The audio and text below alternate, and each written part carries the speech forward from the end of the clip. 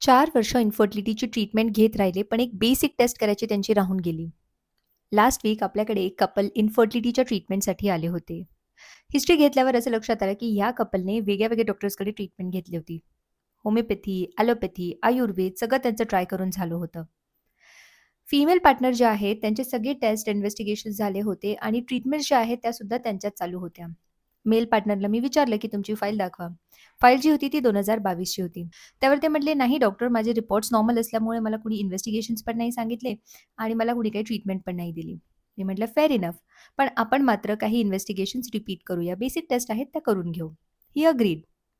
आणि जेव्हा त्यांचे रिपोर्ट्स आले, तेव्हा त्यांच्या सीमेन एनालिसिसमध्ये मॉर्फॉलॉजी जी आहे ती फक्त 1% होती. म्हणजे काय? तर 99% ऑफ हिज स्पर्म्स वर अबनॉर्मल. आता ही खूप मोठी गोष्ट आहे. कारण मेल फॅक्टरमध्ये आपण 3 गोष्टी बघतो. मोटिलिटी, काउंट आणि मॉर्फॉलॉजी.